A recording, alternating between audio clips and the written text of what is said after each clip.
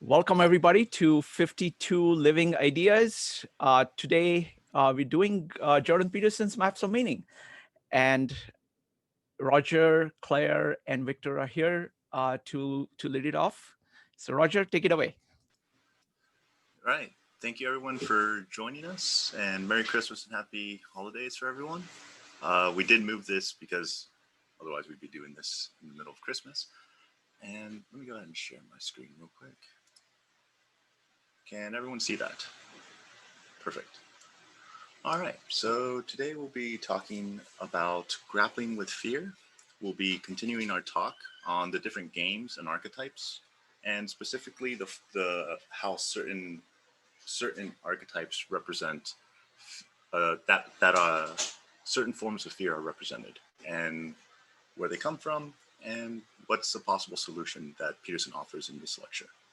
So before we jump into all that though, I do want to kind of go over the general ideas we're going to be playing with so everyone kind of understands. From Toolbox, for anyone who hasn't been previous, these are just previous concepts we've talked about. I'll really give you a real quick summary just so you have a general idea of when I say something, what I mean by that. So the first one is the definition of stimulus or stimuli. And that's just the most important part here is just remembering that that's the idea that the motivational affect or the thing that makes you act is actually within the object and not within the person who sees the object. And it's actually the person who sees the object's reaction that it's reacting to the actual stimuli. The maps of meaning, the idea that we have several maps. One of them maps on what things mean relevant to us, and the other one maps on what we think is going to happen. So essentially, we just have two theories of the world, and when they match, we're happy. When they don't match, we get concerned.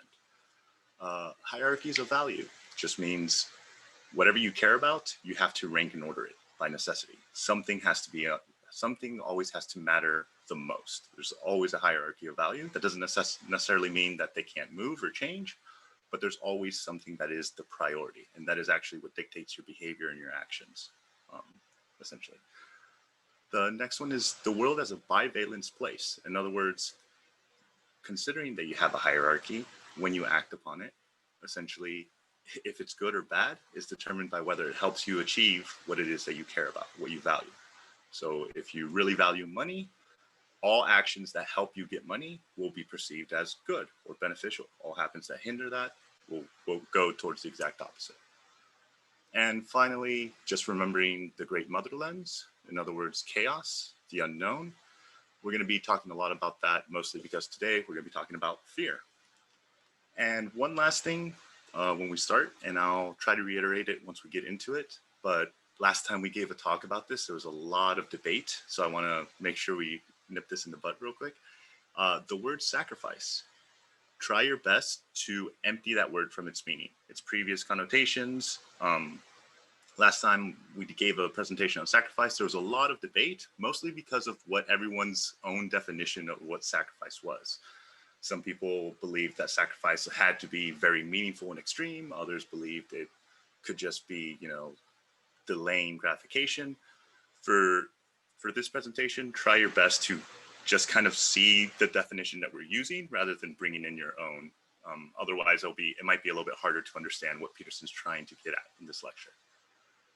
Now, real quick for our goals, we're attempting to understand how and why certain stimuli can induce fear, understand what representations of chaos are attempting to do and why, understand where monsters come from, understanding why and how fear is a response to unmapped territory or to chaos and how that gets methodologically represented, and how sacrifice provides a solution when confronting the negative aspects of chaos. So, and one last one is that we're going to explore how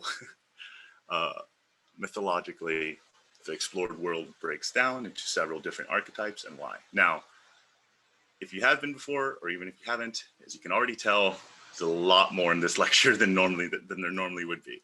The reason is essentially at this point, Peterson's going to start taking all these ideas that he's already established, introduced in these lectures, and he's going to start bringing them all together. And you're going to start to see how they stack together as a theory of one, psychology and mind and how we perceive things, and also how those connect with different myths. So I'm going to try to keep it as concise as possible, but with Peterson, that's always going to be a little bit difficult. So let's go ahead and start with the very basics of problems that you face, that any being faces if it's to exist, the problems of kind of just existence as a whole.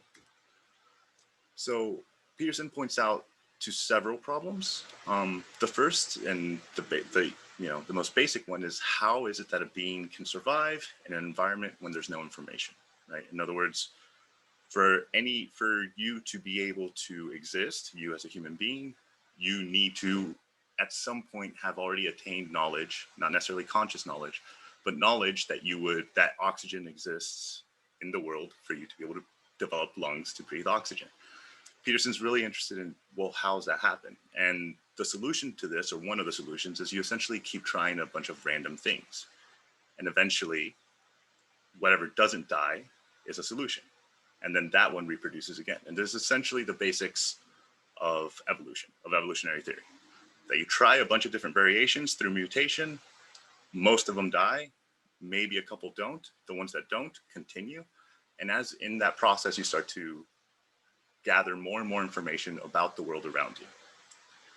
And here's where he kind of opens up to the next question, which is, well, then how is it that we break through this second problem, which is, how do you acquire knowledge of something without first having knowledge of something? What's that initial startup? And Peterson brings the analogy of bootstrapping, which is essentially when you push the button on your computer, or when you turn on any complex electronics, that little pushing of that button closes a circuit. That circuit triggers another set of events, which trigger another set of events. And slowly it gets more and more complicated. It's almost like a chain reaction. Peterson then says, well, that's exactly how we've encountered our actual existence. That's how we came to be. We started as beings that could barely replicate, and that was about all we could do, to the complex beings that we are now, and all the other animals that currently exist, and all the adaptations that have manifested from this. Now, why is he talking about all this? Well, because he says that knowledge itself has to be integrated, not just in your mind, it has to also be integrated in your body. And for anyone who's been here for a while, you'll remember that Peterson sees the body first and foremost as where things manifest first, and then consciously, way later, we become aware of what it is that we're actually doing. So the information about how to survive, how to exist, how to move around in this world, the idea is that all this is already encoded. This is what many people would refer to as instincts or archetypes. And it's the idea that the fact that we got the reason we got this far is because information has already been encoded in our body. The parts of us that can understand those, that's just kind of extra, that gives us an extra edge in the evolutionary competition. Now, why does this matter? Well, because it leads us to a third problem. And the third problem is like, all right, so you're this being that managed to somehow, through a law of evolution, come to consciousness. How should you conceptualize the world? How should you see the world around you? How do you understand the world around you? And there's been plenty of different ways. One way, the modern way, is the scientific world, or the scientific perspective, or to some extent, a pseudoscientific perspective, because most of us in the modern times see the world around us as just objects. We see it as dead things that are just around. And Peterson points out that even the scientific view doesn't agree with that view. Because even in the scientific view, if you look into any of these objects, there is a pattern. And because there's a pattern, there's actually information within that pattern. Different things react differently. And therefore, it's not just that it's just objects or stuff that are randomly there, but it actually constitutes information, because there's a complex array of things that we can't understand, right? We're very limited beings. We're trying to understand what's our surroundings. And the more we explore the things around us, the more we start to understand a pattern, an order that's already been there.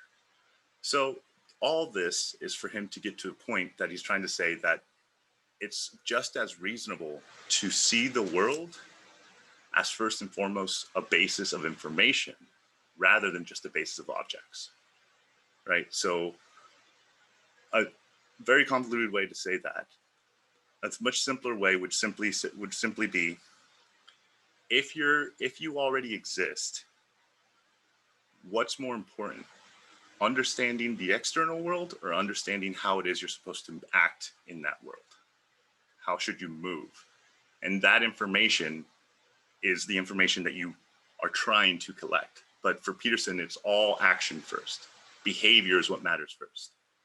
Now, the reason that that's going to be important is because if that is the case, then that explains why myths and many of our psychological representations tend to follow the 4 games that we've talked about before, which is the Great Mother, the Great Father, the Divine Child, and the Dragon of Chaos. And so today, before jumping into explaining how we get to fear, I think we should look at these categories real quick and break down from Peterson's perspective how these all come to be. So hopefully these are somewhat familiar symbols for anyone who's reading the book. We have, hopefully everyone can see my cursor. We have the Dragon of Chaos way in the back. That is a symbol of essentially totality, right? Something we all kind of deal with. It's the total reality. You can think of it as essentially everything that's happening all at once. From there originates the Great Mother. As we talked about in our last talk, the Great Mother is essentially a representation of all the things that we don't know. Why is it a mother? We're going to get into that, but essentially it's an attempt to understand the world with the things that we already know, with the things that we do already understand. So how do we get from the chaos to the Great Mother? Well, because since chaos is encapsulating everything, the Great Mother comes from chaos. It's a subset. It's essentially the difference between the effect of things that you don't know when it's just you that you don't know, such as, you didn't know a meeting was canceled, you didn't know you were getting fired, or you didn't know you were getting fired. The Dragon of Chaos is the economy collapses and there is no job anymore, right? There's a slight layer of the difference between novelty for you and novelty as such, where it's just nobody could have known at all, right? And that's the distinction between the Dragon of Chaos and the Divine Mother. But there's still the natural connection that they're connected. From that Divine Mother, which is kind of you can think of these as categories, you get 2 separations. You have novelty, and then, as we mentioned with the hierarchy of values, what your response is what matters. If the novel thing that you've experienced is beneficial to you, you experience it as promise, as the Divine Mother. So you're walking down, you're going to the store, you find $100 on the ground. Whoa, that's amazing, it's great. It normally elicits hope, it elicits positive emotion. Now, there's the opposite. You're walking and you get robbed of $100, or you notice that you dropped $100. Now that anomaly is going to be reflected as a threat or as a loss of some sort, and you have the negative affect. Now, why this matters, and more importantly, why use it like this, is because, as we mentioned earlier with the games, the 2 halves of the Great Mother both represent novelty, but are differentiated by what they bring us, by what we care about and what we feel. So then the next question is, well, why feminine?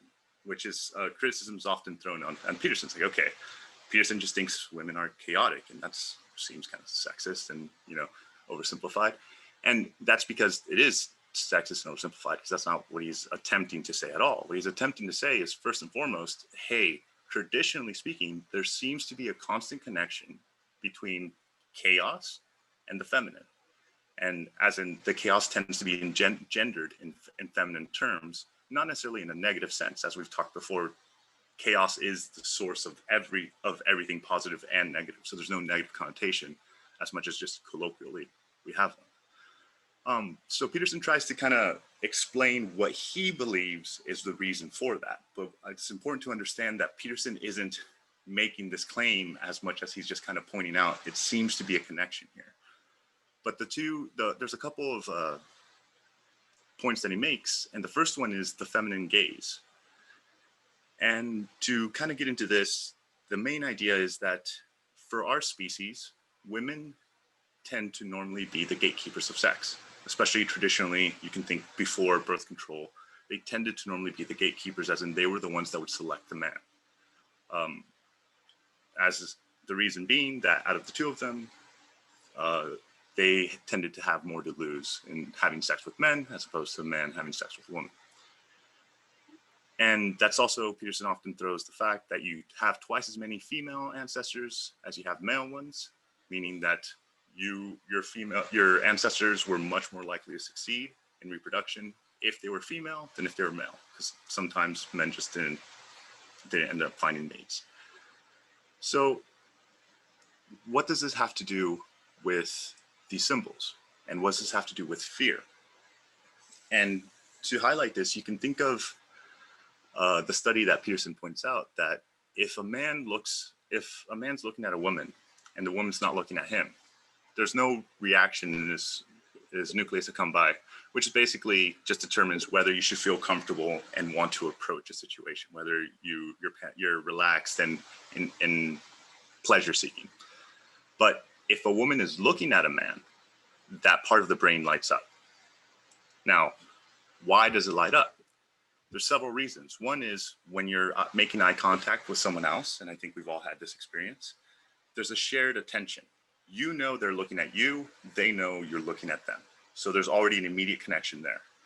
The second one is there's a shared attentional space. A lot of times, especially in social situations, something awkward or weird may happen, and you'll look at someone else and without saying anything, share by the glance of like, you saw that and I saw that, and I know you saw that and you know I saw that, right? As well as an invitation. Normally eye contact, unless it's aggressive or threatening, tends to be an invitation of like, hey, I at least like you, or at least you're okay to look at. You're not horrifyingly hideous to the point where I don't want to look at you. And more importantly, it also points to how well men are attuned to female beauty, because this also works in pictures. The woman doesn't actually have to be there. It can just be a picture of a woman, and it can just be a drawing of a woman, of a beautiful woman, especially. And here's where you kind of see where Peterson uses the fact that the female gaze is commercialized in magazines, and that you go to a magazine store or anywhere where they sell magazines, and you very quickly see a perfect example of why sex sells. You look at all those racks and you'll see a lot of beautiful women staring right back at you, not sideways, not somewhere else, directly at the camera. And essentially what they're doing is you have to realize that the magazines that don't get selected die. It's similar to evolution. If they don't get selected, that magazine goes out of business. So then they all coalesce on this idea of the beautiful woman is one of the better stimuli for selling, for getting people, not just men, because it's on the women's magazines too, but getting people to engage with their product and buy their stimuli book, essentially. It's just a book of a bunch of patterns that when you look at it, elicit a response from your brain. So what is it so about beauty specifically and the woman's attention that seems to take over not just men, but also women? And it's the compelling nature of female beauty. And Peterson describes it as a compelling sense in which disrupts your previous action and reorients your attention to whatever it is that's deemed beautiful. Like you can imagine even our compliments, that our own compliments point to that exact fact. Compliments like you're stunning, you're breathtaking, I had to take a double take, or wow. All of those are simply an indication of, yeah, I was doing something else, but when I saw you, whatever I was doing didn't matter anymore. You had my attention. You stunned me. You were breathtaking. It's a rapturing of the attention. And the interesting part is that even cross-culturally, regardless of age, sex, or race, we all share a standard of beauty. So essentially it's the average feminine face. It's essentially what all humans are attempting to aim at. So if we start deviating too far, they'll start to look unattractive. So we start selecting people that mate more towards the middle of an average. And similar to anomaly, which is what chaos represents, right? Chaos is anything that's new, that you don't expect, that you don't understand. Female beauty demands our attention. It's compelling in a way that only certain things are. There's not a lot of things in life that can grab your attention and just tear you towards it. But feminine beauty and anything novel are two things that that subconsciously you often will just orient towards without even any conscious thinking. And though that's not the only reason that it's often connected to chaos, that's one of the cases that Peterson is making for why chaos is often introduced feminine. Another one is female genitals as metaphors for chaos, because you can imagine prior to medicine, how the hell do bodies work, right? We maybe through war or through hunting, we've looked in them, but we've never seen, a bunch of children that are just waiting to be grown. Like, we don't understand how that happens, but you can imagine prior to medicine, the thing that is intimidating, that can stun me, that comes in and I sometimes can't look away from it, that can make me self-conscious, can also create another one of those, or another one of something, something similar to me or to a woman, or, it can just create almost in a magical sense, create something new, a new complex life form. And that's where we all came from. Every single one of us was born from a mother. Well, like any curious child who asked, who's God's God? It's like, well, who's mom's mom? What's her mom? It's like, well, who's mom's mom's mom? It's like, her mom. It's like, okay, well, what happens when you go all the way further back? Where did all this come from? Well, the great mother. It's like, well, what's the great mother? Whatever religion that explanation goes to, it's like, well, it's everything else that we don't understand yet, right? Like, we don't quite know where we came from, but it came from that. And the best way to understand that is that is the mother of all of us. And that's how you get the general feminine aspect of chaos, if that makes sense. So in this lecture, we're going to focus on one specific aspect of this meta myth. And it's going to be what happens when novelty is not judged as good in your eyes. And we're going to start with a really good symbol of the negative feminine, which is Kali from the Hindu religion. And as Peterson notes, she's similar to Tiamat in a certain sense, in that she's also the embodiment of chaos and dangerous, whereas Tiamat wasn't nearly as formed and couldn't be as defined. And that's actually what Marduk does, is through a net, define her. Kali, you can actually say things about. She's not completely unknown. She has 8 legs like a spider. She weaves a web of fate that's made of fire, black skin with piercing eyes, a tongue of a tiger, has a weapon of destruction, gives birth and consumes. She's an impressionable person. She's a thing to be seen, right? And you can imagine, for example, these representations, you can imagine just for a second if they were real, if this being actually existed.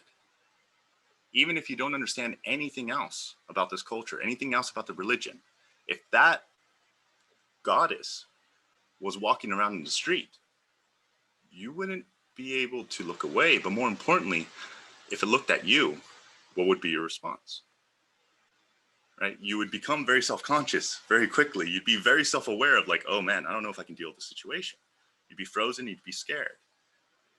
And similarly to what some of the effects that women can have, you would be unable to look away. I mean, between the fire, the skulls, the heads, these images resonate with us even when we ourselves may not be familiar with the myth. And they're just, naturally elicit a sense of attention, even if we know that they're just representations. And it's important to understand that you can show this to children, you can show this to almost anyone from different cultures. And they all can see the general messages being communicated here of like, whoa, that's something that at least needs to be paid attention to, whatever it is that they're trying to represent. And a good way to highlight a similar instinct that you find in other animals is mice.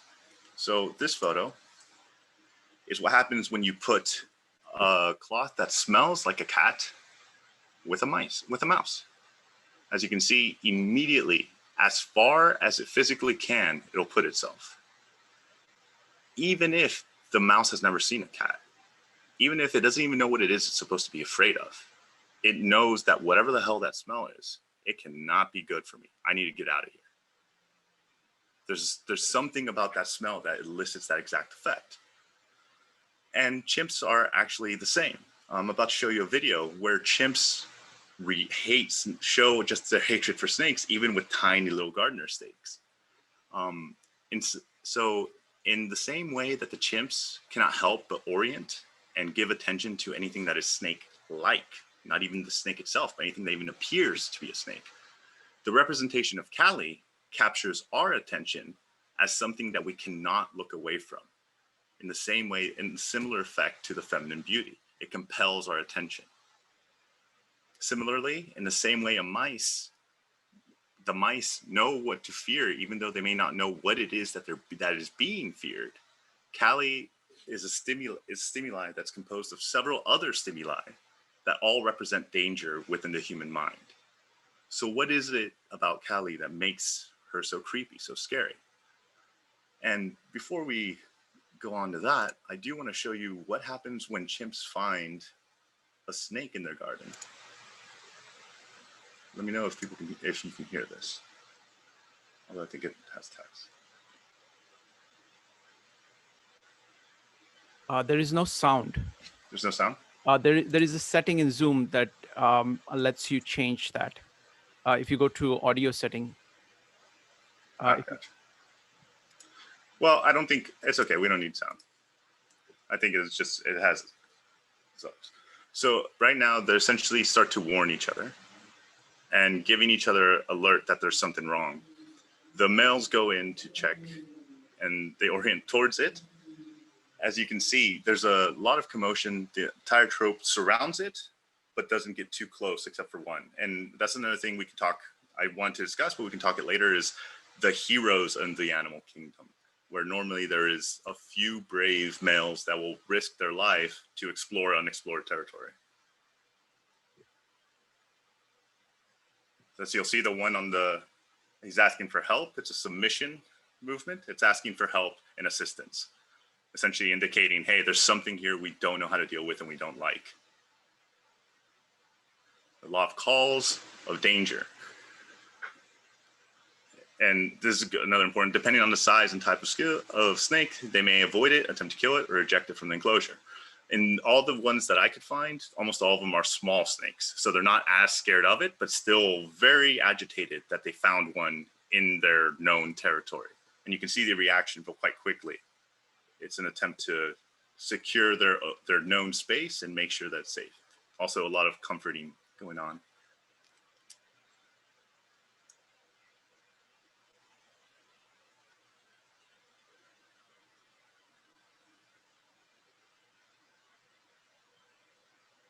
So even if they haven't had any direct exposure to snakes, chimps don't like it. And actually, it turns out we don't like it either.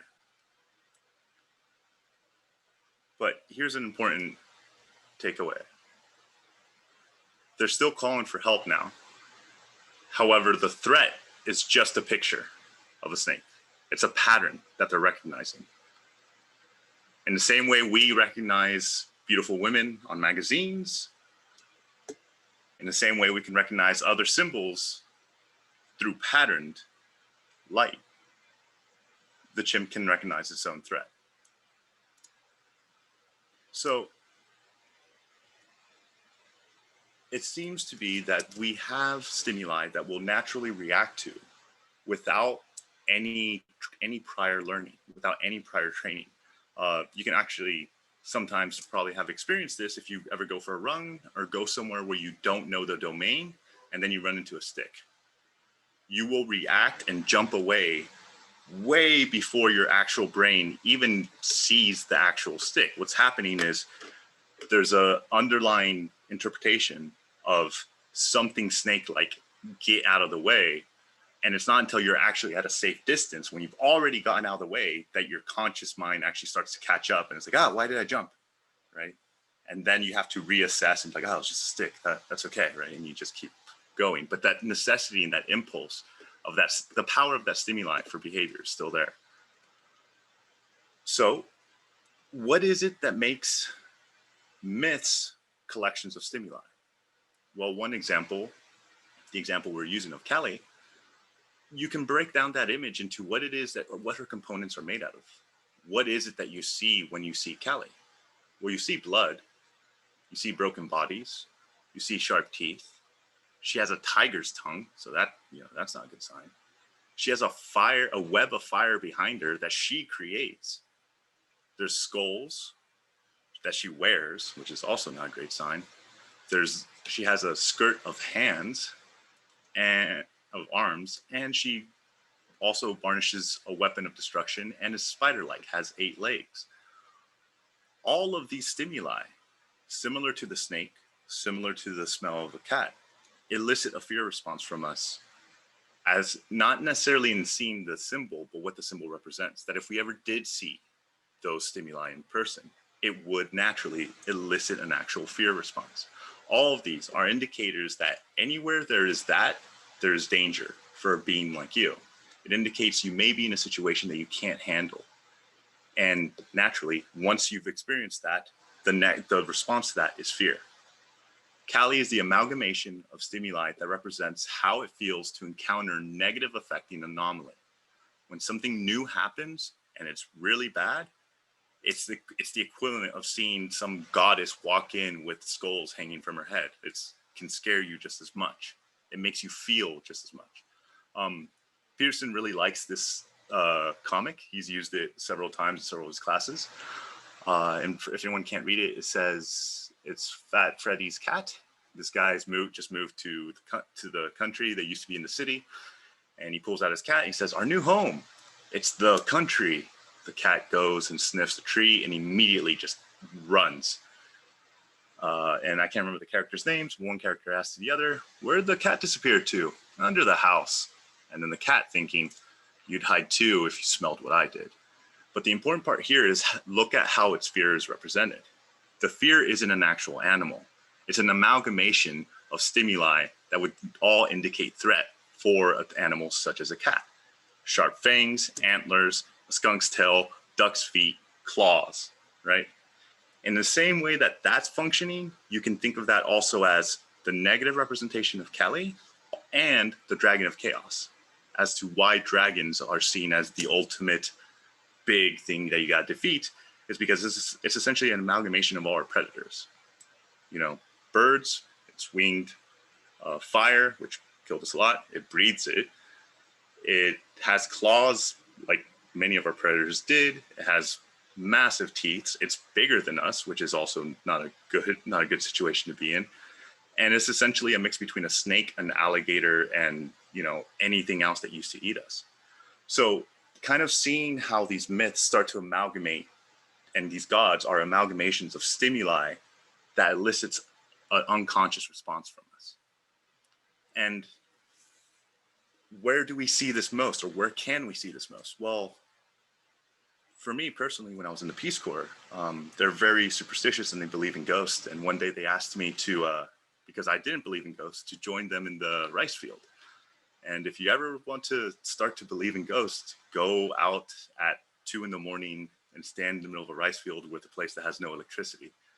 And you'll very quickly start to see things. And what I noticed was I became scared, even though I rationally knew, it's like, there's nothing out here. There's nothing out here. My mind was filling every single dark shadow with God knows what, with like the scariest things I could imagine were in that place. And that's kind of what the dark functions as. It's essentially a template where, because we don't know what's there, our mind projects what could be there to best try to anticipate what an encounter with chaos might feel like.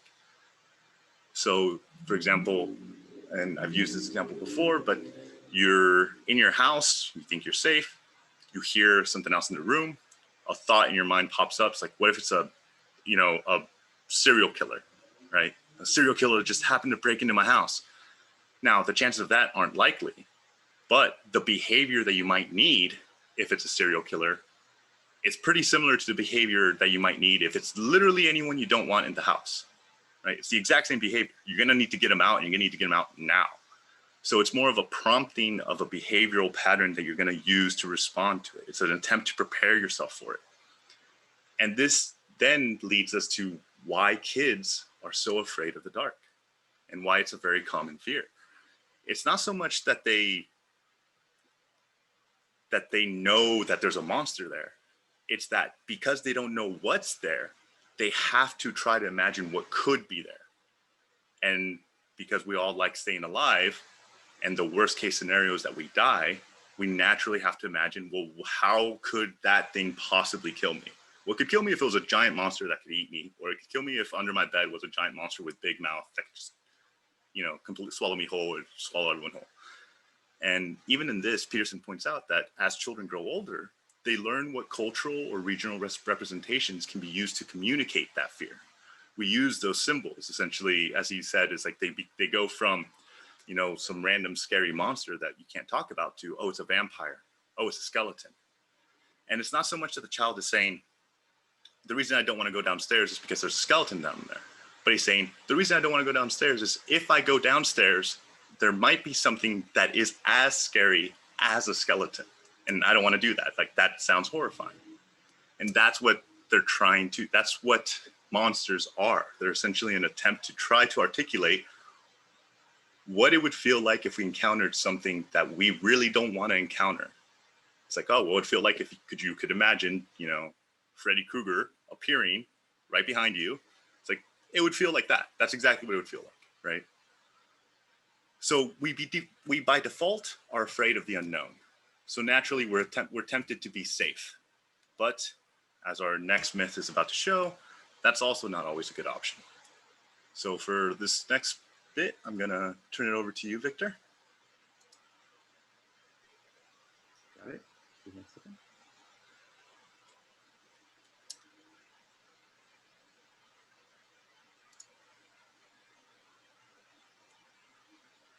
So this is a story that Peterson discusses in his book and also in many of his lectures. The story goes like this. Once upon a time, there was a man who had a long, hard journey ahead of him. He was trudging along his way through over the boulders and through the bushes. On his way, he saw a little shiny gnome with big white teeth and black topi sitting by the side of the road. He was drumming on a log with white bones and humming oddly to himself. The little gnome said, "John, why work so hard? Why walk so fast? Who knows if you'll ever get there anyway? Come on over here. I have something to show you." So John walked off the road. He was sick of walking anyhow because people were throwing sticks and stones at him. The little gnome said, "I have a shiny jewel. I'd like to sell it to you. Cheap. Here it is." And from the bushes, he pulled up a biggest ruby that the man has ever seen. It must have weighed 100 pounds. The gnome said, "Do you like it? It is an enchanted stone. What will you offer me for it?" And the man said, "I don't have much money, but I'll give you everything I have." The gnome is not pleased. And John added, "I could pay some more monthly." So the gnome accepted. "Fair enough. Buy now, pay later. Sounds good to me. I'm all for the installment plan." So the man gave the gnome all his money and promised to pay the rest later. And the gnome walked back into the bushes by the road. The more the man thought about the ruby and the great deal he got, the happier he became. He started back on the road with a light heart, but soon he discovered that he couldn't make much progress because 100 pounds was a lot to carry. He said to himself, "Why continue anyway? I have what I want. Why don't I just stand here holding my ruby, and when people come by, they can know, they can see what I already have done." So he stopped. A little while later, one of his friends came along and saw him standing there. His friend said, John, why don't you come along with me? I have just opened a new business and I could really use some help. Come along quick. It'll be opening soon. The man thought it sounded good, but his friend was in a hurry. Besides, couldn't he see the ruby? He could be. How could he speed along beside him? Where would he put his jewel? So he said, thanks, but I have to take care of my jewel. Maybe I'll see you later. His friend looked at him like he was crazy, but he was trying to get somewhere quick. So he just shrugged a bit and said, okay, John, I'll see you later. And he sped down the road. A little while later, another friend came by and said, John, nice to see you. I'm going back to the school. I'm going back to school. There are lots of wonderful things to learn, lots of great things to do. The world is full of unsolved problems. I could use some company. Would you like to come along? And the man thought it sounded pretty good, but his friend looked like he was in a hurry. Besides, it was tiring sitting beside the road, holding the jewel, and he needed all the energy he had for that. So he said to his friend, thanks, but I have to take care of my jewel. Isn't it beautiful? Maybe I'll see you later. His friend looked at him like he was crazy, but he was trying to get somewhere quick. So he shrugged and said, hope everything will be all right with you. See you later. Many friends came and went, and years went by. The jewel got heavier and heavier, but the man got more and more attached to it. The only thing was, nobody seemed to notice how beautiful it was. People would rush by and talk about their plans, and nobody said anything about the ruby. Not even like, nice ruby, John. Sure wish I had one like that. But it never happened. Then one day, someone new came down the road. He was bent over, and he was thin, and his hair was gray, although he did not look that old. He carried a big dirty rock carefully in his arms, and he was not making much progress. The strange figure approached and glanced at John. Then he grinned and said, why are you standing there stupidly with that big, ugly rock in your tired old hands? And you look pretty daft. I bet I bet you wish you had a big ruby like the one I am carrying. And John thought, this poor man is deluded. He's carrying a rock. It is me who is carrying the ruby. And he said, excuse me, sir, but you're sadly mistaken. I am the one carrying the jewel. I met a little gnome by the side of the road, and he sold it to me. I'm still paying for it, although not very much. You are carrying a rock. The tired stranger looked pretty damn annoyed, said, I don't know what kind of game you are playing, mister. You have a rock. I have a jewel. A little gnome you described sold it to me, and he said it was the only one carrying it for I have been carrying it for 20 years, and I will never let it go. And John said, but I have been carrying it for 20 years too. It can't be just a rock or jewel. On and on they argued. Suddenly, a little gnome stepped out of the bushes, as he has never left. Now, this time, he wasn't just little. He was bigger and redder and menacing, and his laugh sounded like a rattling of chains. Quit arguing, you two. I've never seen a sight quite so pathetic. You are carrying rocks, both of you, and if you ever had a sense to put them down for a second or two, you would have seen that. Oh well, at least you were diligent, and I played a mean trick. I feel bad. So, I'm going to give you what you really deserve. Do you want what you'd really deserve? And John and the thin stranger nodded eagerly. You haven't seen a thing, you haven't seen anything yet. Now, throw down your rocks. John and the thin stranger obeyed. Each rock split down the middle. Out flowed a river of ravenous white worms, which rushed towards the men and devoured them whole while thrashed about and screamed. Soon, nothing was left except a leg bone from each. The little gnome picked them up, and walked off the road. He sat down by a hollow hog and started to drum. He drummed and he hummed an odd little tune. A picture of food feeds the whole hungry clan. The image of good makes the whole healthy man. Why walk the mile? Why do the work? Just smile the smile. Success, after all, is a quirk. Life isn't real. That's the message I give.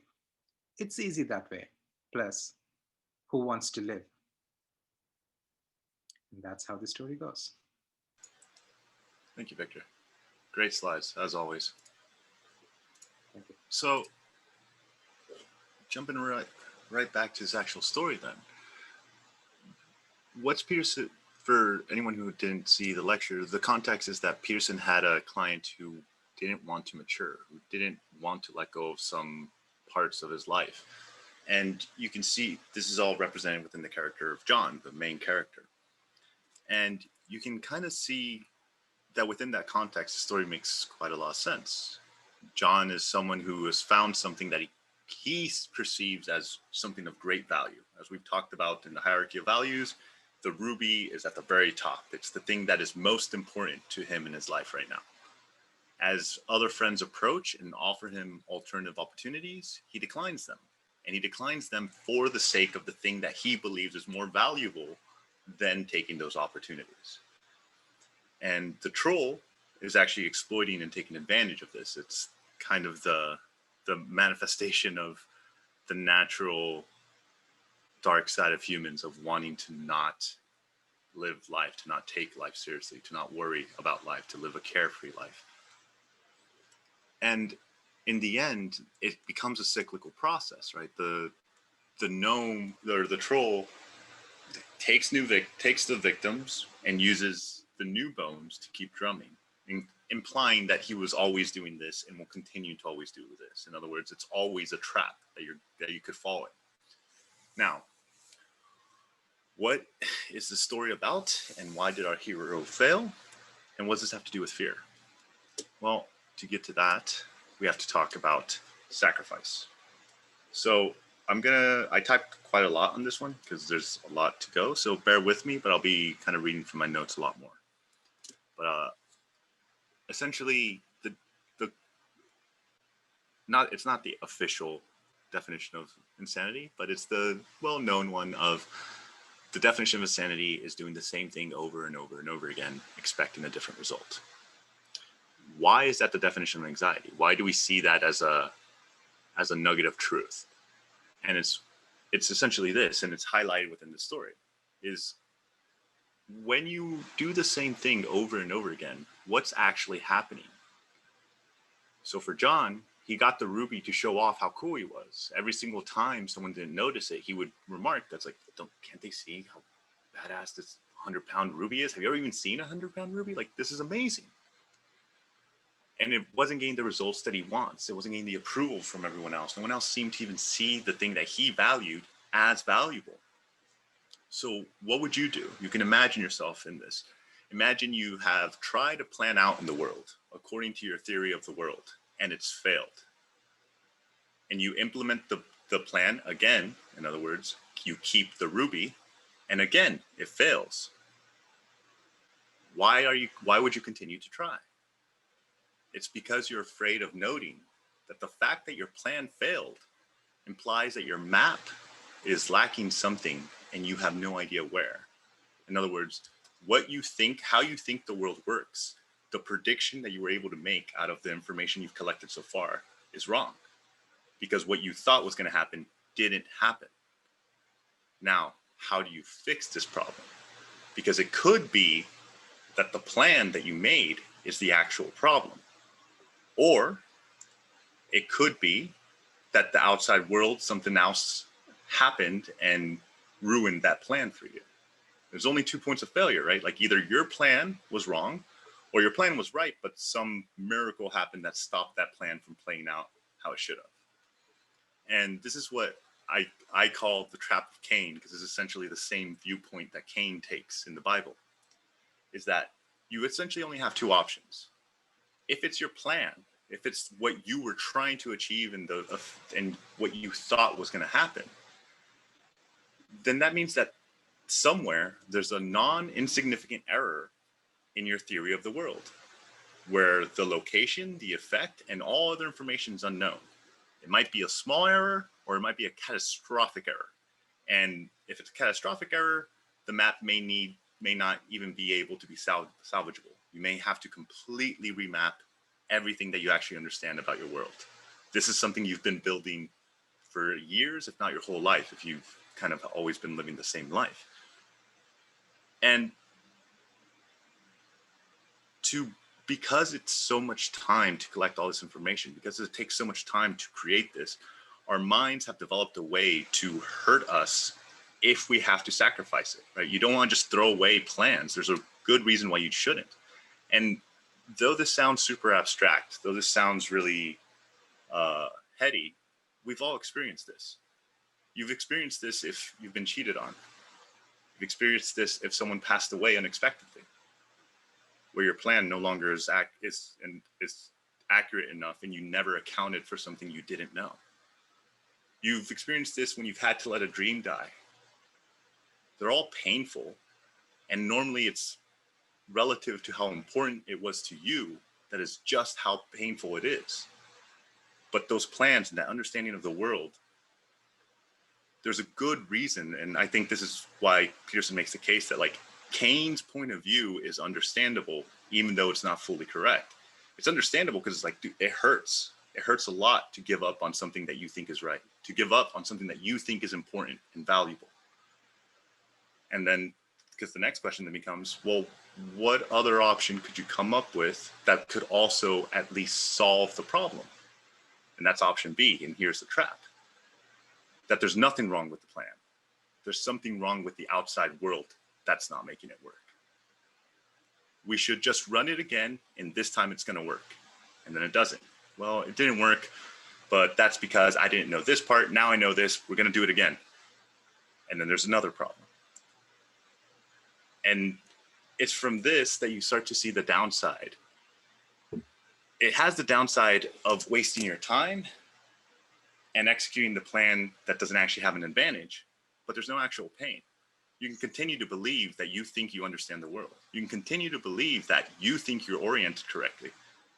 You might be, as Peterson points out, like, why is it that, for example, people that end up in abusive relationships tend to constantly end up in abusive relationships? People that tend to fail at certain things tend to constantly fail at certain things. It's because the strategy is an attempt to not have to deal with the fact that maybe they don't know as much as they should, that maybe they don't understand the game as well as they should. And it has a Jung's quote, which is one of my favorites. I'm going to paraphrase it, but it's essentially that any mental illness is an attempt to avoid real suffering. In other words, an attempt to not look at the fact that maybe you don't know what type of relationship you should be in, that maybe you don't know what you want to do with your life, and you're just wasting your time on something that you've just obsessed for or have been obsessed with since a kid because you never actually explored anything else. And you're just hanging on to that dream because you're so scared of letting go of that dream and being defined by anything else because you're afraid there might not be anything else. It's all these painful truths that we don't want to look at that make us, because it's the very things that we value that can also make us get stuck and only valuing that. So since we can see the appeal and the seductive nature of taking option B, of taking away the responsibility of doing what John does and saying, no, I like my ruby and I'm going to keep my ruby. And as long as I think the ruby is valuable, to me, it will look valuable. And Peterson offers the alternative, the necessity of sacrifice. Because for Peterson, as we've talked about Kelly and everyone else, is like, if you're going to confront that, which, by the way, you have to, because you're human, right? That is the name of the game. You still have to confront chaos. You will naturally always have to confront the unknown, whether you like it or not. You're better off. You're going to have to be someone who can actually sacrifice a lot. The more you want to take it on, the more you have to be able to completely change who you are and what you want from what's valuable. You have to be able to sacrifice things. And this is why even in old societies, it was dramatic and symbolized through the act of sacrifice, the act of literal sacrifice of, fine cuts of meat, or even further back of children, right? Of your own child being sacrificed for what? as a method of reorientation of what's valuable, as a method of dealing with chaos, as a method of dealing with the unknown. So for this one, I'm going to try to kind of finish and bring it to a close. I'm going to read several different perspectives of the same act of sacrifice, of what sacrifice can function as, to see if hopefully, if one perspective or another perspective doesn't make sense, maybe at least one of them will. But essentially, the purpose of sacrifice is to turn the terrible aspect of the world, the terrible mother, the destructive mother, into the beautiful aspect of the world. The idea behind sacrifice is that if you make the correct sacrifices, you can make the terrible mother turn into the benevolent mother. From a mythic perspective, if you see a negative situations in your conditions as a result of you not appeasing the gods, you sacrifice something that's highly valued or even most valued, and then life will present itself in a better form, right? That's the religious aspect of like, look, God's pissed at us. If we kill, like the things that we care about, then God won't be mad at us. From a psychological perspective, you could also look at it as if your current behavioral profile for interacting with and navigating the world is resulting in a negative affect, right? The hierarchy that determines what's determined good or bad, then it requires that you change your current understanding of the world, since it's what defines your behavior. If what the individual's current view of the world is oriented towards is destroyed or abandoned, then a new view of the world with a new value at the top of the hierarchy will have to be manifested. That new view is likely to leave you better off, as it will have built-in consideration for all the novel information that wasn't there when you created the hierarchy prior. If that makes sense. So let's say a good example would be when I was a child or a kid, I really wanted to be a movie director. Right? That was my obsession, and I really wanted to do it. And as I grew older and got more attention, I kept noticing I wanted to follow that path, but then I had more and more information that was just like, yeah, I don't think I'd actually be that good at it, right? I don't think I'd have the eye for it. And at the same time, you get those two choices. I have a map of what I think I could be and I could do. Do I keep believing in that? Or when I get contradictory information, do I reevaluate and let that dream die? So for me, I found that I was like, yeah, I don't think that would actually fit for me. And then I changed my perspective and my goals. And that's kind of similar to, on the more psychological end, how sacrifice functions. It's a reorientation of values.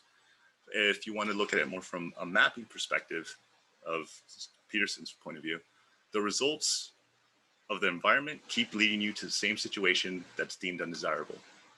You sacrifice the current map as a result, and you sacrifice your current map, and as a result, your hierarchy of value changes. Since the top part of it was sacrificed, it means that its very purpose, the very map that you were working with, is invalidated. If you value money, and the whole way you view the world is to get more money, but then you sacrifice all your money, you give all your money away, well then your own brain notices that then what the hell are we doing here? Why did I even have this mapping of the world? It's invalid, it doesn't work. Then the sacrifice kind of requires a reset of that. And the whole point of having a hierarchy is that the top is the goal. As a result, you create a new map with new priorities which reflect your hierarchy, the novel hierarchy of values. So therefore, in conclusion, if fear is fear of the unknown, and you are constantly encountering a situation with anomalies where anomalies are occurring, in other words, things you don't normally want or expect occurring, it may be something that you value that is actually leading to the blind spot, that's actually leading you to not be able to see it. Now, the important part here is the solution of sacrifice is still a leap of faith. There is no guarantee that doing this just solves your problems and everything goes away. You could mess it up worse, actually. But then again, the act of sacrifice has always been a leap of faith. And that'll be time. Wonderful. Thank you, Roger. If you can stop sharing. Yep. I just want to make one comment. I mean, one approach of Jordan Peterson I find extremely powerful when thinking about this is the idea of subpersonalities. So when you hold a value like that Ruby, in case of John, you have this entire set of behaviors, entire set of feelings, entire set of habits, entire concrete things around you, which form like a complex thing, which is almost like a person. So you have to let a part of you die in order to go ahead. And it actually feels like that a part of you has died. And that is what makes it hard to give up something and to say that, okay, I was wrong. Because with it dies a whole bunch of things that you have lovingly cared for and built and worked, put a lot of effort in, and you kind of feel like it's your child, you know, that you built it up and you have to let it die in order to go ahead. Does that make sense? Yeah, because it feels like it's you, right? Like to anyone who's ever changed their dream or changed their goal, we all feel it, right? We all have that thing that we really, really wanted, and then we're like, it's just not going to happen. Like I gotta abandon this so I can put my attention and my energy into something that will actually likely happen. Excellent. So folks, it's time for Q&A. We've got 4 rules. Number 1, type exclamation mark when you want to ask a question. Number 2, keep on topic. Number 3, be brief. And number 4, be courteous. At this time, we'll do mostly questions, and then we're going to do breakout rooms for 20 minutes. Then we'll come back, share our takeaways, and then we'll do discussion after that.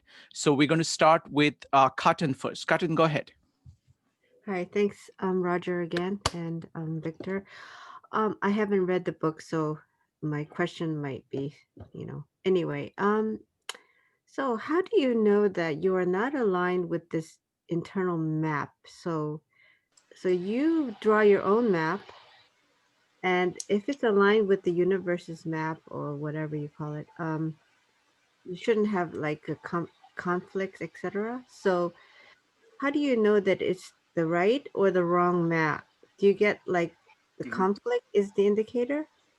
No, so the map, for example, we essentially are functioning, for Peterson's perspective, we're functioning with 2 different maps. One is what you want to happen in the world. The other one is how you, like, what you think is happening, what's happening in the world, what actually happens. Whenever those 2 don't match, you get novelty. In other words, something that you didn't expect. So a good example of that would be like if you and your boss get along great at work, like you think you and him are just, the chummiest of chums, and then randomly out of nowhere, they pull you in and he just yells at you and tears you down. That affect of like, whoa, I didn't expect this. I didn't know you were like this. I didn't know all of this, indicates a mismatch in your map. It means something you didn't think could possibly happen has just happened. And now you don't know what to do because your entire strategy up to this point was wrong. You were assuming something that isn't actually the case. Does that make sense? Katin? Yeah. Okay. Next up is Rich. Folks, you can type an exclamation mark or raise your hand in Zoom in order to speak next. Rich, go ahead.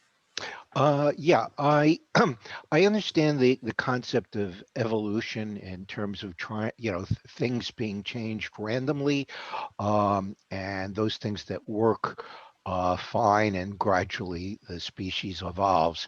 I guess when you're trying to apply that to individual behavior, the problem I'm having is that while that works for a species or for a society, randomly trying things and seeing if they work might not work for an individual, particularly if that one thing you try is catastrophically wrong and you can't undo it.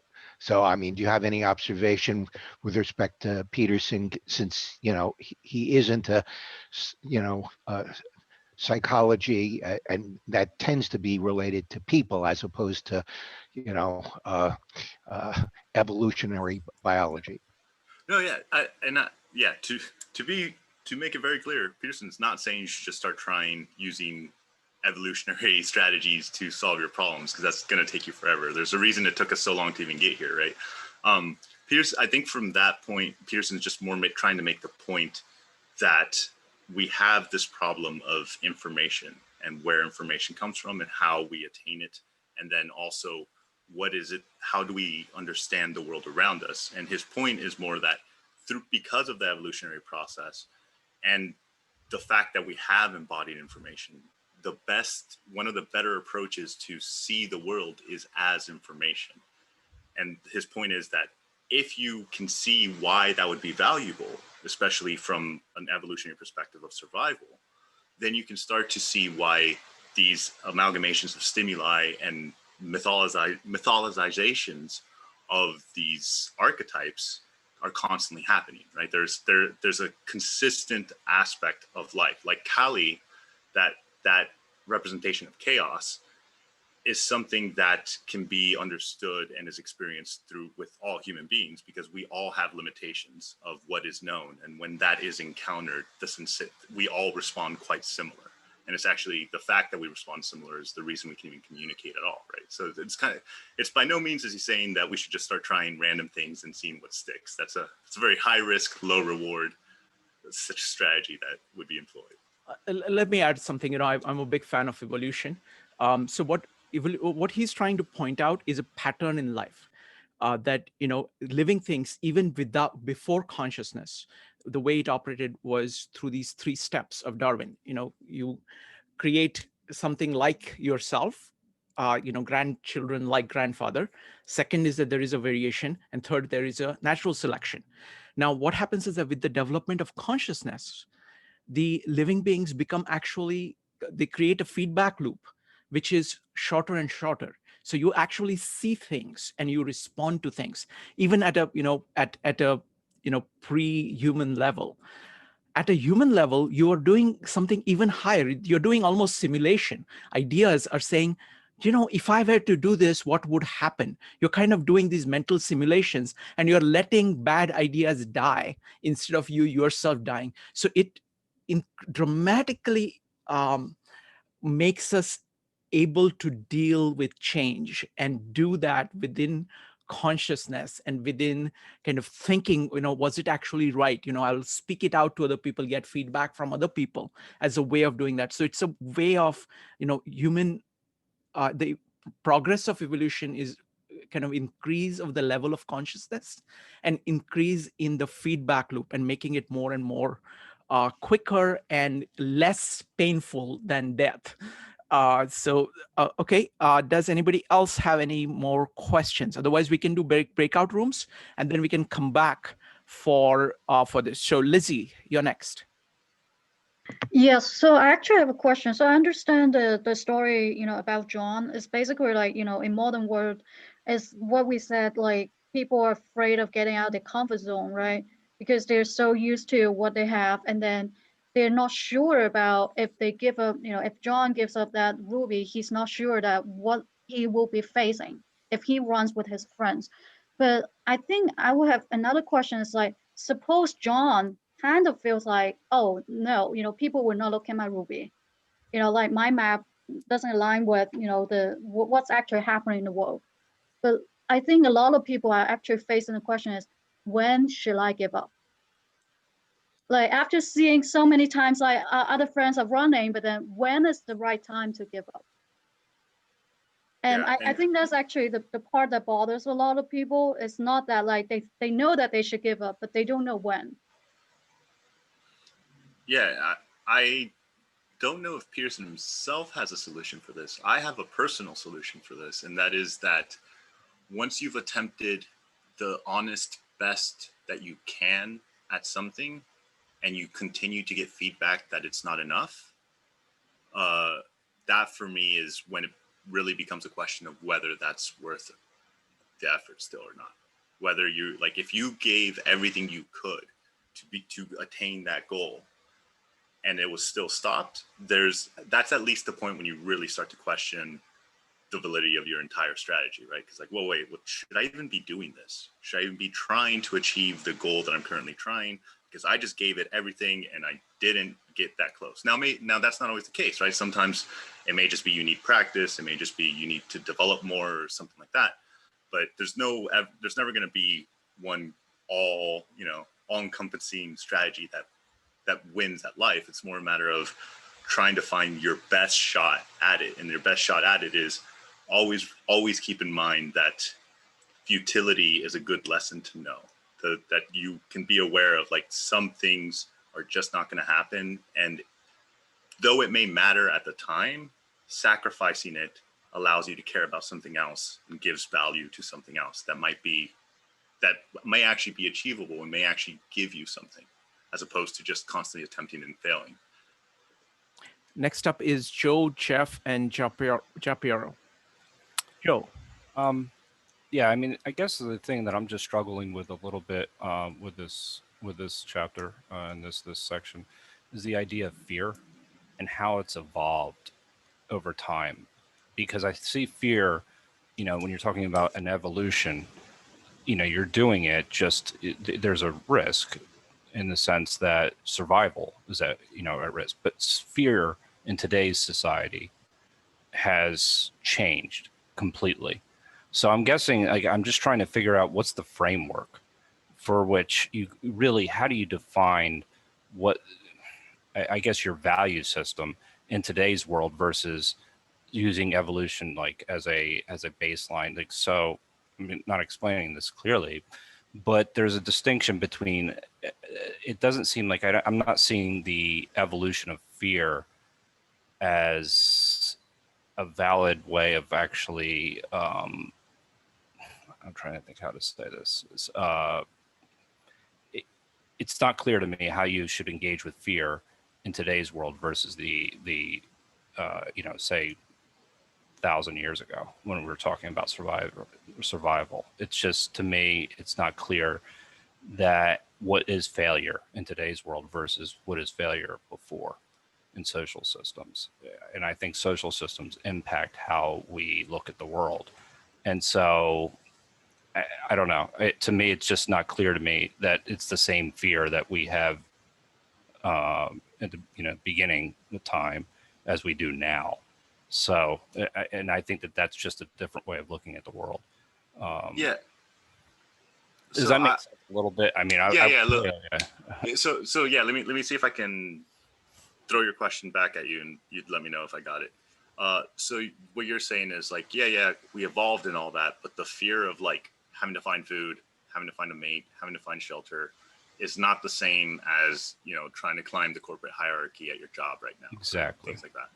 And what I would say, and what Peterson, I would assume, would say, is that they're actually a lot more similar than you would think, because the way our perceptual systems are to be able to navigate, like you said, we co-evolved as social animals, right? So that Peterson's whole idea is that the hierarchy was part of the evolutionary process, was the environment that shaped us.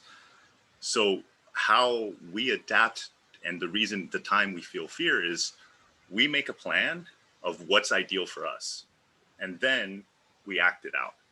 If it works, dopamine, we get reinforced. If it doesn't, fear. Now that applies whether it's, hey, I'm going to see if I can steal these eggs from this, bird, to, hey, I'm going to see if I can have lunch with my supervisor and maybe, get a little closer in for promotion. It's the exact same thing. I have a plan. I'm going to lay it out. Here's how things are going to play out. And that's my expectation. Play it out in real life. Does it actually happen? Yes. Awesome. That's what I wanted. No. Shit. What did I just do? Like, if you say a joke that you offend your boss, or if suddenly, like, the mama bird shows up, it's the exact same, like, oh no, like, now I don't know. I need to very quickly solve this problem because there's a hole in what I thought was going to happen as opposed to what actually happened. And that's what he's defining as, like, actual fear, is when you don't know what happened, or when you have an anomalous situation that's perceived as negative. Anomalous situation that'd be positive would be like, you go have lunch with him and he becomes your best friend, right? Or something like that. That's the connection I was kind of missing. Yes. So thank you. Yeah. I just want to add one thing. I strongly recommend work of Jack Panksepp on this, on how emotions work. And I do think that these emotions work differently in our evolutionary context and the present time. So for example, we had a discussion on fear on the Switch with Chase and Alex. And so many people talked about fear. And what we found out is that most of the fears have to do with social fears. Of what other people are going to think of you, what are the consequences of it. Now, if you look at just the question of social fear, how it works in our evolutionary context and now is dramatically different. In the evolutionary context, if people in your group do not like you and ostracize you, it means death. And your emotions, the emotion of fear in the social context comes from that consequence. So it is very intense and it is debilitating. Fast forward to modern day, a rejection from a person doesn't affect you that much at all. Nothing as compared to what it was in the evolution context. Yet the fear of emotions, which is very old part of us, operates the same way. So there are differences in the modern context and the previous context. So you have to kind of understand using the evolutionary biology, and these emotions actually work the same way in all mammals. So work of Jack Panksepp is very useful in seeing exactly how it works, in what context. Other thing is that some of these emotions like fear in the evolutionary context are temporary, or they are reaction to a continuous thing. Whereas if you have fear of your boss or fear of something today, it is persistent. So way your body handles a persistent emotion is very different from an emotion which is designed for this fight or flight or kind of a response. So all of those issues are, I think, relevant. Next up is Jeff, Giampiero, and Yusuf. Jeff. So Roger, this is so good. I don't even know what to do with it. It's so good.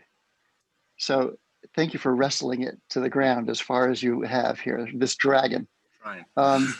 So, I mean, literally, Roger, I've spent the last 3 decades working with leaders on this, as in, your identity, strategic thinking, figuring out what experiments might make sense, to prove or disprove hypotheses, learning what you can and iterating or discarding and trying something else on massive levels, Roger, involving entire careers and literally billion-dollar decisions. Okay. So here's my question. Is there any set of questions, any book, any system that you might recommend as a series of questions to lead one through the thought process and the idea process and the learning process and the decision-making process? Is there anything that's your particular favorite that you say, okay, apply this decision tree in order to navigate this path? Yeah, for me, because essentially what you're talking about for me is like I see that as a moral theory, and for me there's not a direct solution. Probably the most useful thing that I personally have found is actually Peterson's writing exercise about self-authoring program. And what that actually does is, if you take it fully seriously and go through the memories that haunt you the most, or that have the most affect to you, is that every single one of those memories teaches you a lot about you. So then you can learn, it's like, oh, well, that's why I care so much about this stuff. That's why I'm obsessed with this thing. That's why I get mad anytime someone does something. That's why I start feeling threatened whenever someone puts me in this situation. And like knowing that about yourself, which is always a hard thing to look at. It's not a fun mirror to gaze at, because it normally never paints you in a really great light. It's actually doing the very thing we're talking about, which is having to face that your map of yourself, of who you think you are, which all of us think we're great, nice, awesome people, and I'm sure that's half true, but but actually facing that and being like taking yourself apart and being like, no, there's a nasty side there. So yeah, so I guess shadow work essentially would be probably your best bet for being able to account for the whole you. Next Is up, that what it's called? Self-authoring? That's Yeah, the process? Yeah, so there's the Peterson one, which essentially has you write a autobiography, basically. But also anything with Jungian shadow work of dealing with the parts of you that you normally are keep trying to push out of conscious. next up is Japiero and Yusuf. Japiero, go ahead. Thank you, Roger and Victor. I like the emphasis you made on the necessity of sacrifice when confronting chaos, because sometimes our sacrifice may not be the right sacrifices. In the story that Victor mentioned about the gnome, sometimes just making token payments for something of value may not be the right sacrifice. And yeah, if you could just expand about, and Cain, also the story of Cain, that keep in mind your sacrifice may get rejected, and you could either choose to step up your game or become vengeful and resentful and murderous. Yeah, thank you. well, because essentially that is the takeaway from the Cain and Abel story, right? Is that Cain's giving sacrifice, giving as much, depending on different interpretations, he's either giving as much sacrifice as Abel, or he's not willing to put in as much. Both interpretations give you the same valuable lesson. Your sacrifice might still get rejected. Now you can interpret that in two ways, which is the option A or option B. You can either say, it's like, well, screw that, I'm not sacrificing anymore. I gave you enough, I gave you something, I never got anything back. Why am I going to keep playing this stupid game? It's everyone else's fault. This world is unfair. This life is unfair. Why am I going to bother playing? And that makes sense. It's not an unreasonable thing to conclude, right? But it's a dangerous one. And that's kind of the whole lesson that's hidden within that story. Is like, it makes sense to take that path, but it's a dangerous one to take, because then what does the world become to you? What does the world appear to you? It appears like your enemy. And then the alternative is, what happens if you blame yourself? Not in a pathological way where everything's your fault, but blame the failure of the sacrifice on yourself. And you see, it's like, all right, maybe I didn't sacrifice the right thing, or maybe I didn't sacrifice enough, or maybe I didn't sacrifice that. All right, well, what would be bigger, or what would be a stronger sacrifice, or what would be a more effective or useful one? And through that approach, you have a better shot of actually figuring out the problem rather than attempting once, failing, and rejecting the problem altogether. Next up is Yusuf, followed by Patrick. Yusuf, go ahead. Yes, hello. Thank you for the very interesting lecture. And I have a comment on the idea when to give up. So I think the problem with this, and we're all struggling with it, is because we get to hear so many success stories. And these success stories are always about like all these difficulties, but it always ends with success. So we have this notion that if you just don't give up, whatever your idea is, and whatever like the path you chose, if you don't give up, you will find success at the end of the path. Well, in reality, there are so many successful people, and there are so many more people who failed to reach the ultimate goals. So I think this is partly the problem with this idea of not giving up. And it's a very, very deeply cultural, it's a deep cultural thing. Like, do not give up, continue, and believe in yourself, and you will be successful day. So, guys, what do you think? Yeah, I mean that's a great point. I also think it's because as humans, we tend to love stories about people being successful, mostly because we want to copy them, right? We want to know how someone got something we want. If someone got the thing that we're desiring, it's like, hey, how'd you do that? Because I would also like to do that exact same thing. So maybe I'll try what you're doing. And if their story is, I just never gave up and just kept trying and kept trying, well, that fits into what our fantasy of the world is, right? It's like we want to believe that if you try hard enough, you will get what you want. And I think to some extent, that's necessary just to even play the game, right? You have to believe that you can get what you want. The question here is, are you wanting the thing that you should? Right? That's the bigger question is like, yeah, you can get what you want, but are you sure what you want is something that's actually of value, or is it just something that you fixated on because you've convinced yourself that that's what's valuable? And could you possibly, as John in the story, put that giant ruby that you've been busting your butt trying to get down for a sec and see if there's other things of value that are worth your time, maybe even more worth your time? And maybe if you distance yourself just a little bit from that thing that you hold of value, you might notice that you've actually just been holding a rock for the past 20 years. But that's horrifying. That's scary for almost everyone. Almost all of us likely probably have something that we care about, a hobby, a passion, something. How hard would it be to put that down and actually look at it and see if you've been wasting your time or not? That risk that you might find that it actually has been a waste of time is so scary that most of us won't bother to do it. And that's why it's so tempting to be like, no, you know what? I'm good. Like we're just gonna keep going. We're just gonna keep doing what we're doing. I'm not gonna bother questioning this.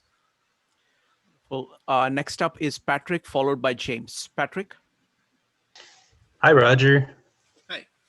Can you hear me? Yeah. That was really gripping, that talk. I really enjoyed that. It was fun to listen to. Got a quick question about the feminine gaze and how it's compelling.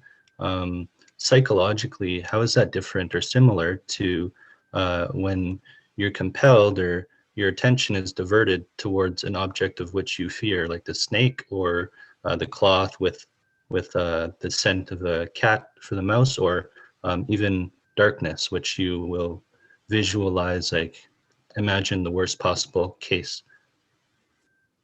Yeah. So essentially, it's the orienting reflex. Essentially, if you're getting technical, the orienting reflex normally happens when anomalous stimuli appears, and what that happens is it essentially interrupts whatever it is that you were thinking about and forces you to look at what that is. So a good stimuli, for example, is fire.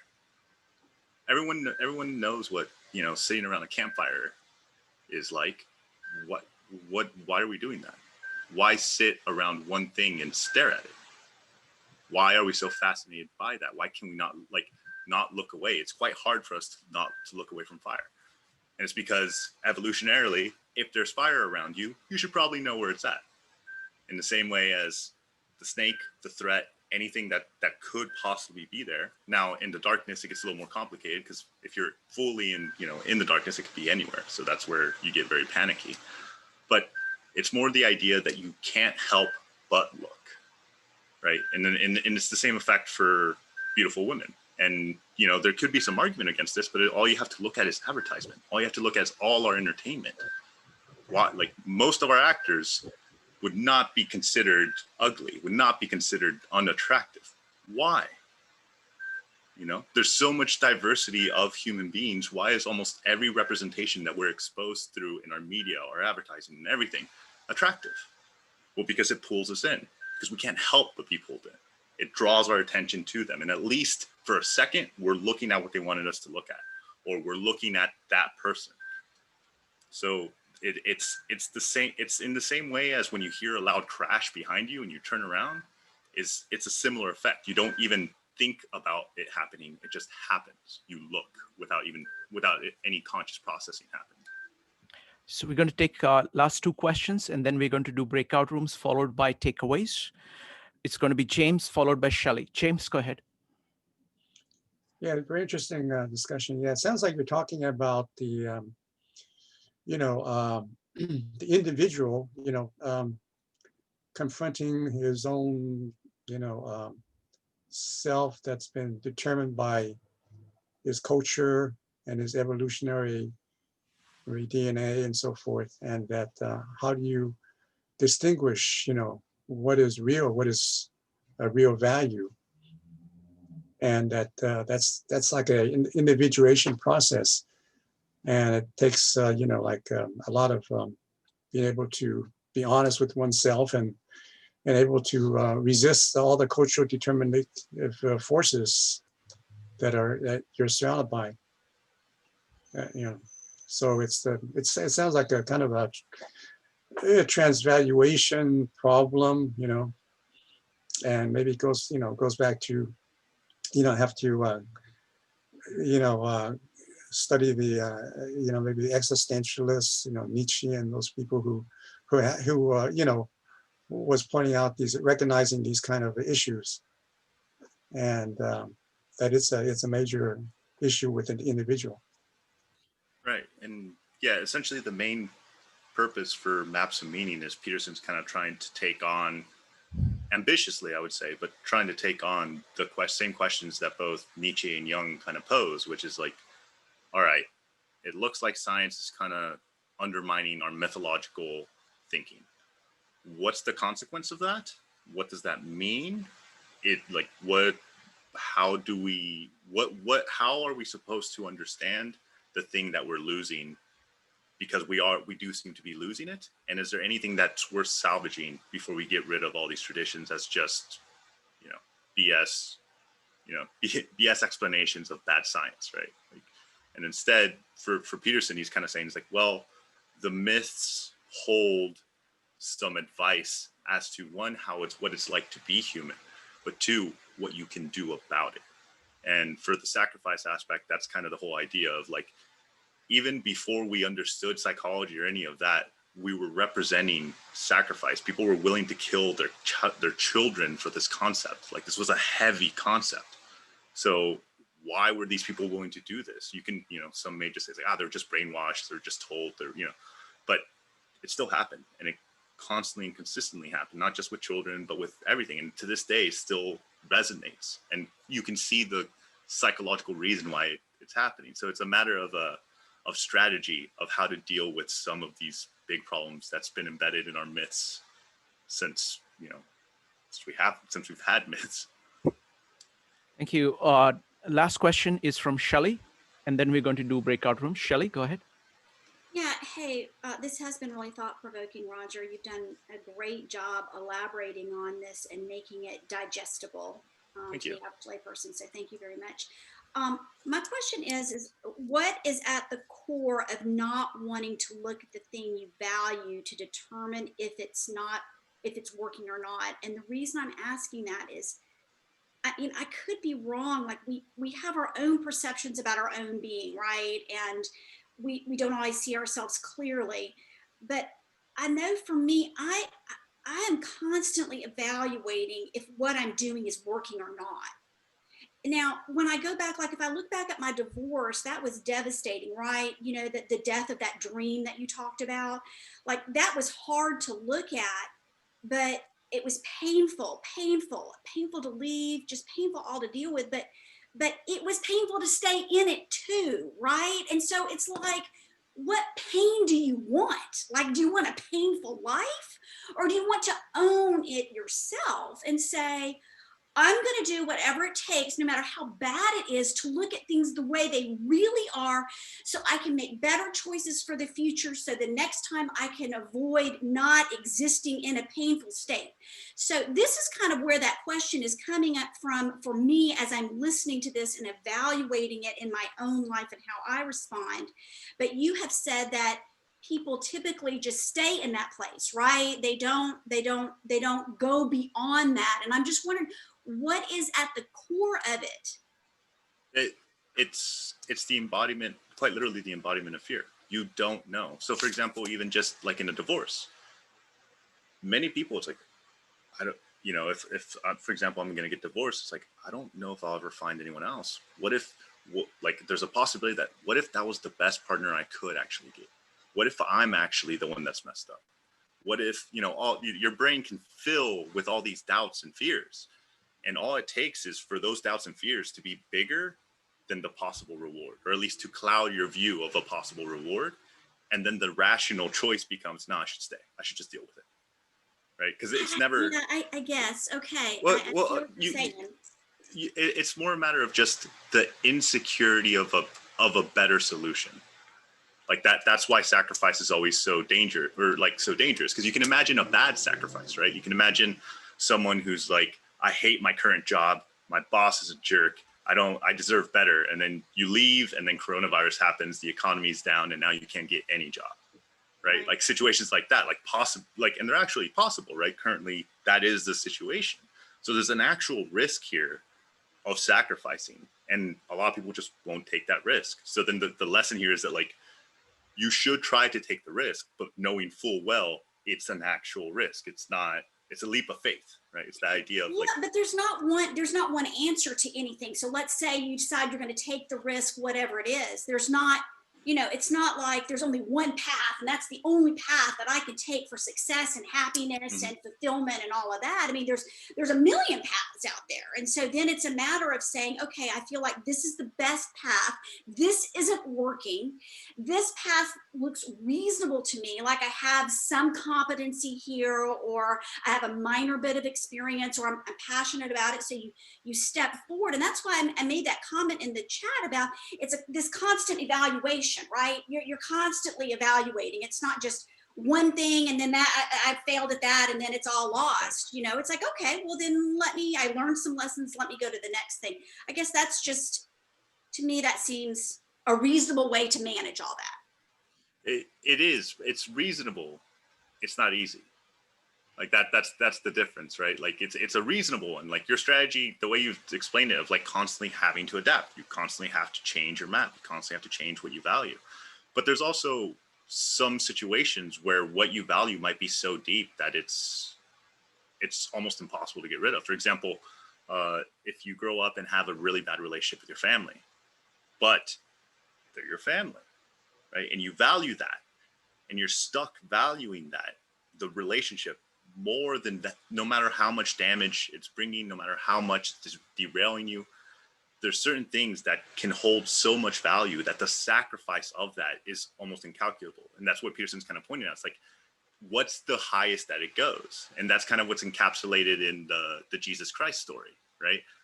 What does Jesus do? It's like, well, he literally sacrifices himself for everyone else. And at the same time that he does that, God sacrifices his one son, his only begotten son. He sacrifices it for everyone else. It's like, it's the ultimate sacrifice, right? In the mythical sense. It's God sacrificing himself and a person sacrificing him and a father sacrificing his son all at once. It's the ultimate extreme sacrifice of that. So like, I fully agree with your strategy. I would say, one, there's also the downside of that failing. And two, I think it's really hard for a lot of people, especially the more you commit to a certain plan, the more dug in you are, because it's taken more resources. It's the sunken cost fallacy, right? Like the more something takes out of you, the more convinced you are that it's going to be worth it. So excellent. Thank you, Roger. Shelley, I love your strategy. I think that's the right, it's a powerful strategy. Most people fail to do this because they get too attached. Because what happens is that our subconscious emotional mechanism wants certainty. And the strategy that you're talking about is the right strategy for the current world that we live in, because it's a way of kind of constantly holding the possibility that you could be wrong, which is very hard for the emotional mechanism to do. But that's what you need to be doing in order to do that. My favorite take on that is the mathematics of Bayes. It's called Bayes thinking, where you always hold the possibility, no matter how sure you are. You say, okay, if I'm wrong, what would I expect to see? So it's an antidote against the confirmation bias and all kinds of biases that we have. So a great point. All right, I'm starting the breakout rooms now. They will run for 20 minutes, after which we'll come back here for our takeaways. Starting the breakout rooms now. So folks, now it's time for takeaways. You get between 1 to 2 minutes to talk about what you're walking away with. So we will start with Let's see. We're going to start with Aiden, Shelly, and Becky. If you don't want to share your takeaways, you can go ahead and type skip. And then after everybody's done, I'm going to try to recap what everybody said, which is going to be very tough to do. So make me work for it. So next up is going to be Aiden, Shelly, and Becky. Aiden. All right, so I imagine that's me, just to make sure. All right. Yes. So Alden. Oh, Alden. Sorry. It's all good. It's all good. Yeah, Alden, go ahead. But my big takeaway is, given the conversation we had in the breakout room, and again talking about fear in general, just face the fear is, I think, just the human experience is something that we all have to partake and remind ourselves to do. So that's all. Excellent. Thank you, Alden. Next up is Shelly, Becky, and Lewis. Shelly. Thanks, Shrikant. So I just want to make a comment to Alden's point about the fear. And I think one of the things that I've learned about fear, when you face it, it becomes less scary over time. So just like Maps of Meaning talks about, we're mapping things on our brain to learn them. And at first it's really hard, right? When you're mapping something brand new, that's chaotic, that's unknown or whatever. But I have to say I was an anxiety-ridden person, but I determined I was going to step out and face my fear. And I have the least amount of anxiety that I've ever had in my life, and I'm genetically predisposed to that. So I would just say, I think that's the answer. If that's something you're struggling with, if you can force yourself in some way to take small steps, over time, you really will become less fearful and more competent in that area. Excellent point, Shelly. Thank you. Next up is Becky, Lewis, and Catherine. Becky.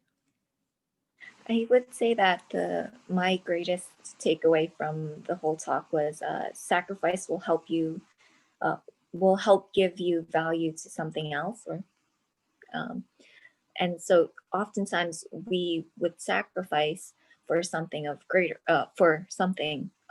value, and sometimes we don't know what that greater value is, but we know what we don't want, and that might be the easier question to start off with. And so if we can assess that what we have right now is definitely something we don't want, then but something that we're still fearful to give up, that might be a great place to start for sacrifice. Excellent. Thank you, Becky. Great observation. Next up is Lewis, Catherine, and Jyoti. Lewis. Hi. Excellent discussion. Thank you very much. I'm playing with the tension between fear and reward, and the subconscious in a Jungian kind of a fashion versus the stuff that we are aware of. And I can't help thinking that that valuation seems to modulate this tension between fear and reward in many ways. But the thing that I heard, the takeaway, I guess, is I heard a concept that I hadn't quite heard before this afternoon, which is the idea of not necessarily a map, but a number of alternatives that we set up as possibilities, kind of like consciousness being the manifestation of many alternatives that then create a tension in our own interpretation of these things. And on one hand, perhaps may not be something that is bipolar, perhaps a multi-level kind of thing, but we set up this tension between fear and reward, and hence sacrifice and so on. But I'm still not sure as to whether valuation shows up at the conscious level, or if it's something that is a priori. In other words, that it's innate in us as humans.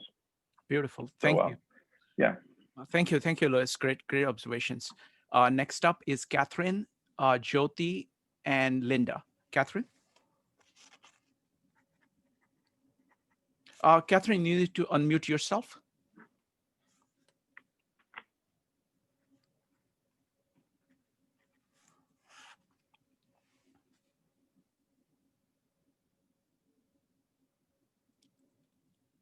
Okay. All right. Okay, go ahead, Catherine. Got it. Okay.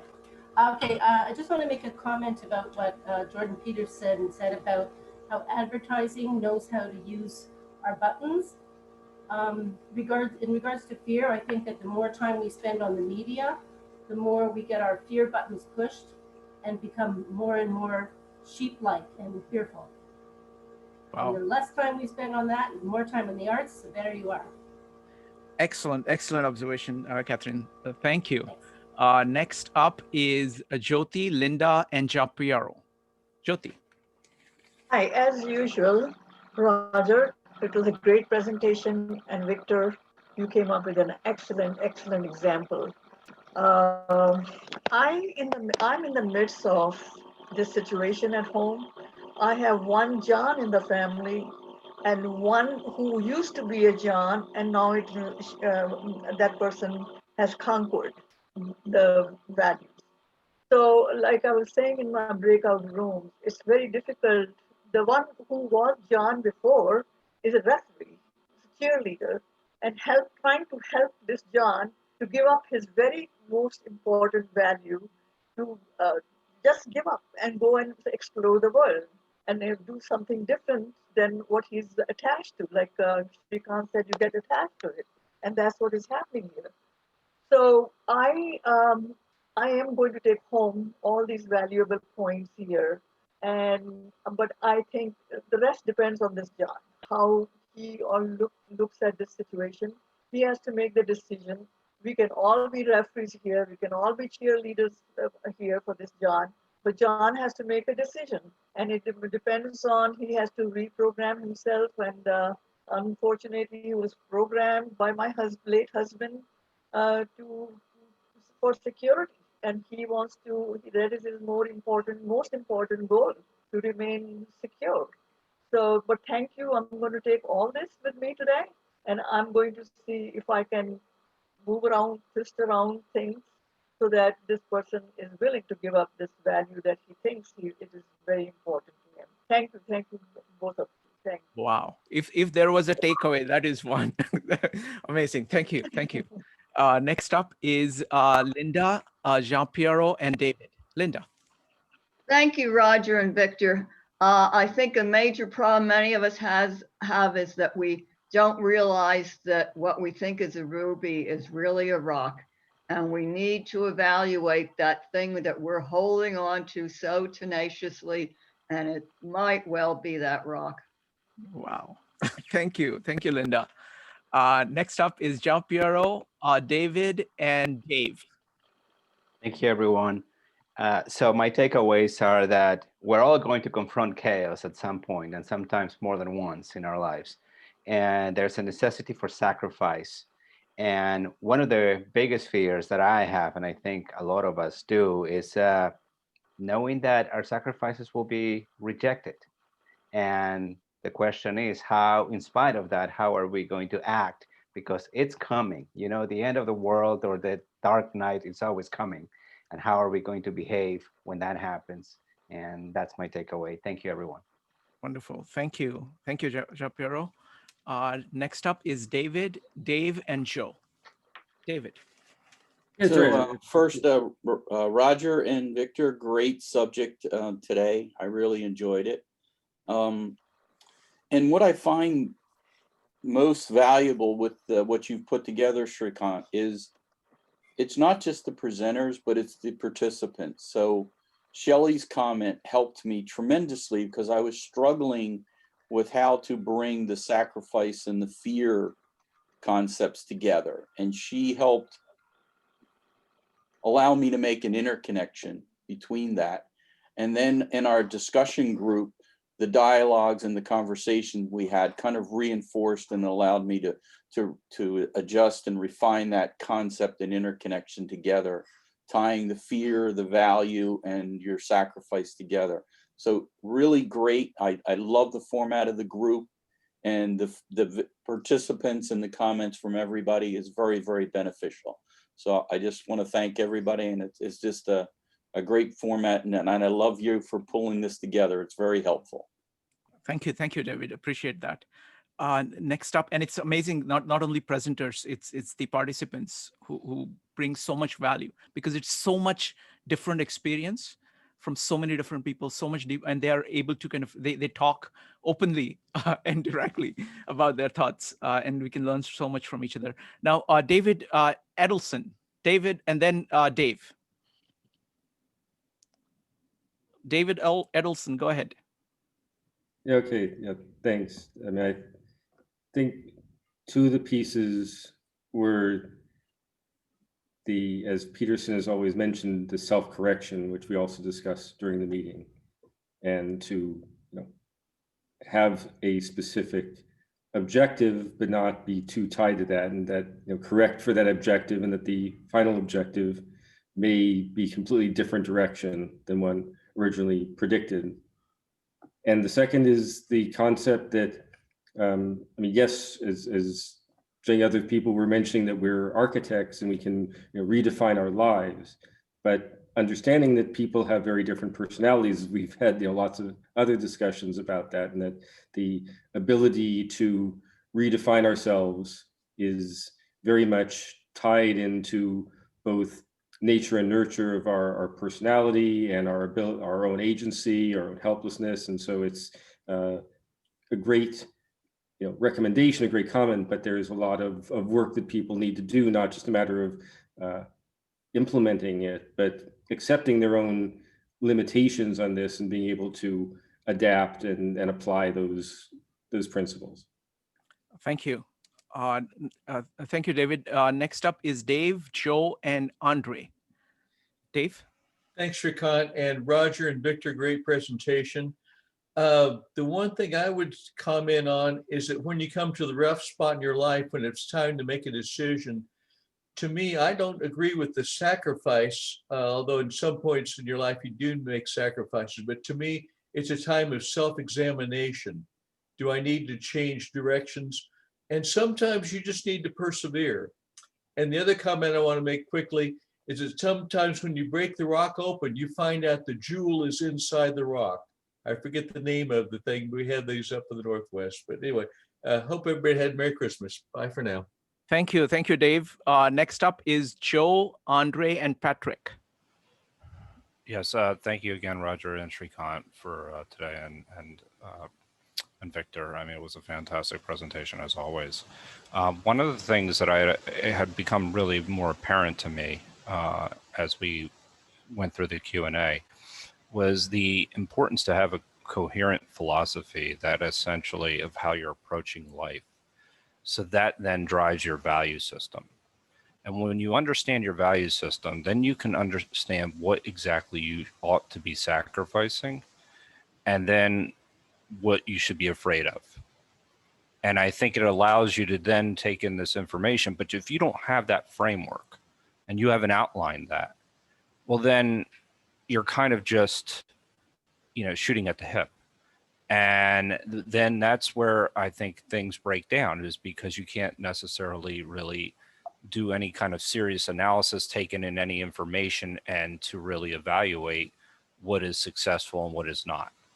So I think that's the thing that I really had walked away from, is the idea of how this is an integrated approach to life in general. And then I also think that this, the evolutionary aspect of things also became a lot more evident to me. So there were a couple of questions too. Again, Shelley's question exchange also cleared things up for me, and a couple of Roger's answers as well. So thank you again for everyone. But those are my takeaways.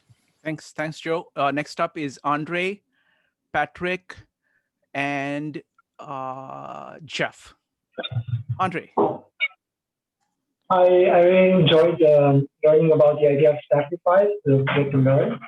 And I think that seeing life as a journey and with ups and downs can help create a safe space to be able to sacrifice, take risks, sacrifice and learn, and find out more about the novelty in your life. Okay, thank you, Andre. Next up is Patrick, Jeff, and James. Hello, guys. Joseph, he asked a question earlier about the difference historically between fear as it was before and how it is now. And Roger, he said that it's very similar, like when you go for the hunt or when you're trying to climb the corporate ladder. But then Shukrant, you actually mentioned that back in the day, your life was on the line. So if you were socially ostracized, it could mean death. As opposed to now, if you're ostracized, you can just pack your bags, move town, or if one person hates you, like it's not going to be a life or death situation. So I think I'm just trying to balance those two ideas, how it's similar and also different. But fear has been a part of us ever since like humans were humans. So wonderful. Thank you, Patrick. Next up is Jeff, James, and Darwin. Jeff. So I think that for me, in some ways, the way through fear, and if fear is a fear of the unknown, well, there are always many things that are unknown. And so what I would offer is that balancing confidence and curiosity and action and reflection, believing in myself, believing in the world, staying curious about what it is that I want and how I think the world might respond, acting on it. If I don't act on it, I never really find out. And noticing the results and either iterating it or discarding it and trying something else. Those seem to be the ways through fear. And in that, I find out what's most important and try to keep moving forward.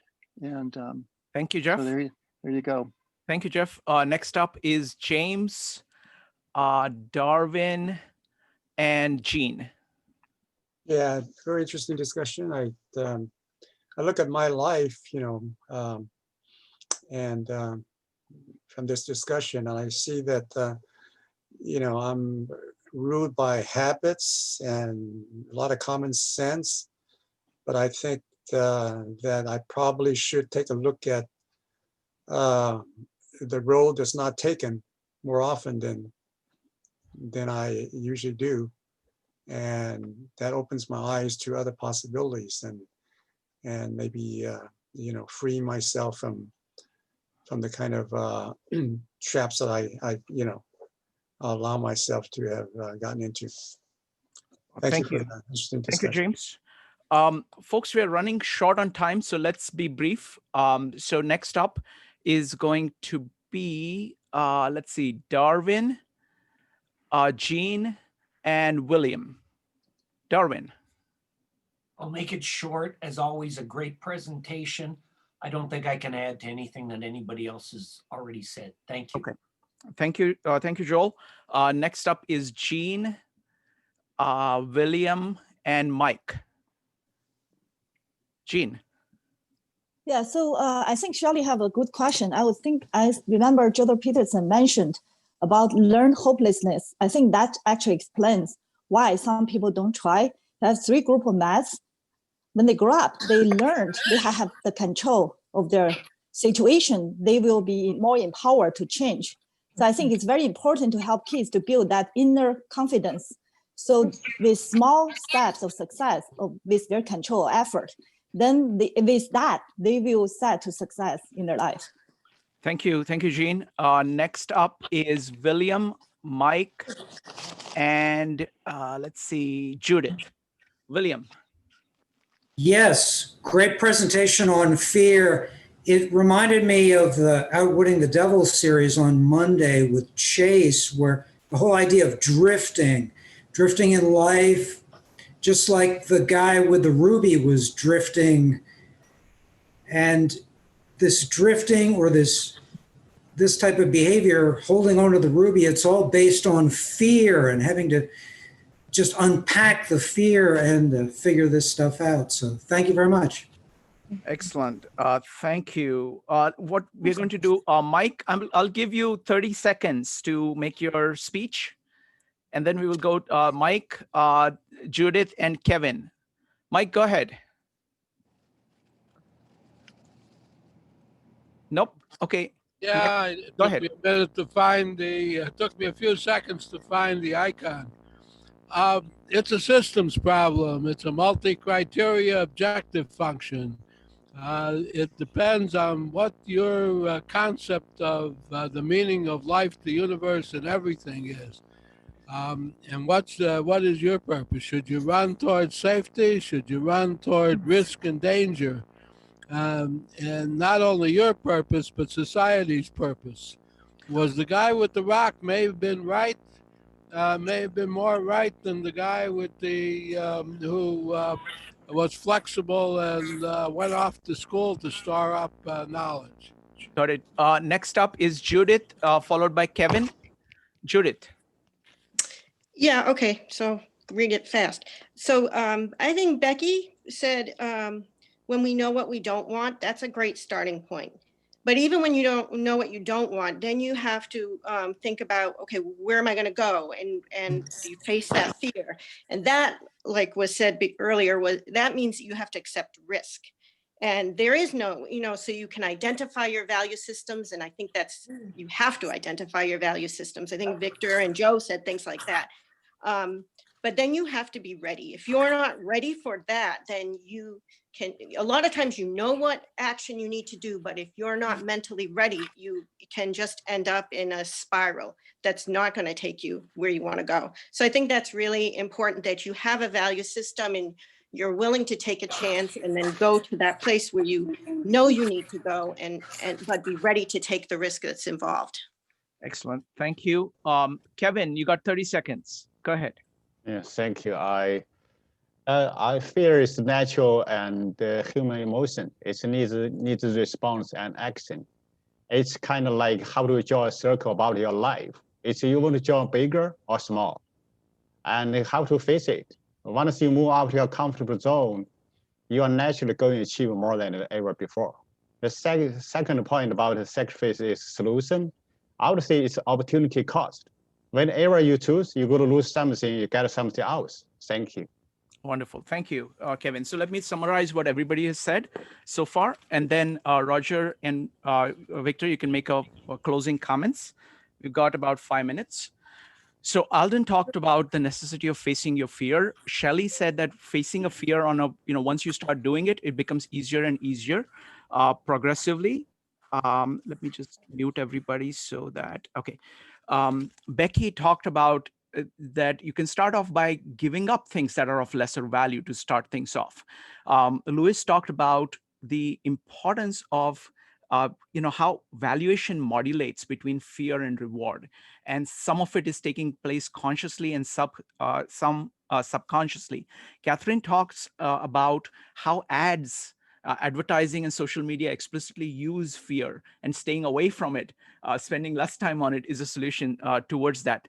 Jyoti talked about identified people who are like John, and how once a John gives up his ruby, he can actually help other people, but a person needs to actually want to give up that ruby. Next up, Linda talked about saying, asking oneself, are you actually holding a ruby or are you holding a rock? Jean-Pierre talks about the fear of your sacrifice being rejected. David R. talked about the great value that participants bring to these meetups, in addition to the presenters. David E. talked about that we cannot be tied to one particular objective, and that we have to have the ability to redesign itself, but it's not easy, all the difficulties that is involved in that. Joe talked about the critical importance of a value system as the guiding mechanism to actually deal with fears of every kind. Patrick talked about the distinction between the evolutionary function of the fear and how fear works in the modern day. Jeff talked about balancing between confidence and curiosity. James talked about freeing oneself from habits. Jean talked about developing inner confidence in kids instead of learned helplessness to get them started the right way. Mike talked about that it's a security problem. It's a systems problem. and it's a trade-off between security and adventure at all times. Judith also talked about it starts by identifying your value system, but then you have to be ready to take the risk to actually achieve it.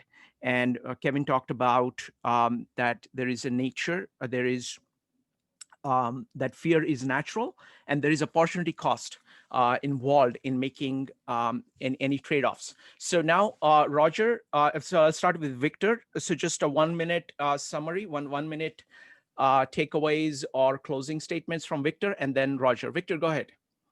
Yeah, so one thing I am picking up from this discussion is the idea of the nature of fear and how natural it is, and how we understand it, so that we can implement it. We can see the difference between the innate nature of fear and see the potential and going ahead and shedding off the unneeded attitudes and behaviors in ourselves, sacrificing that and moving ahead to our own goals. Excellent. Thank you, Victor. Roger, closing thoughts. No, thank you everyone for coming on such a short notice. I know we kind of changed it pretty quick, and for spending part of your weekend with us. For me, some of the most interesting part of this was how much of a convincing case Kane's side makes, and understanding that actual case, right, as to why so many people might not want to, sacrifice, might not want to be brave, right? And you can imagine by just sacrificing the thing you value most, is like, would you actually be willing to sacrifice that? Because there's some things that for me, if I really genuinely consider them, as much as I like to think of myself as a brave person, I don't know if I would, right? And kind of like being able to truly get your head around how some people can really end up in a really dark place where they're just too committed to something and they can't let go of that ruby. For me, that's what researching and preparing for all this, it really made it much more convincing for me, and I can understand how people fall into that. And I hope I was able to make that at least somewhat clear for everyone here. But thank you everyone for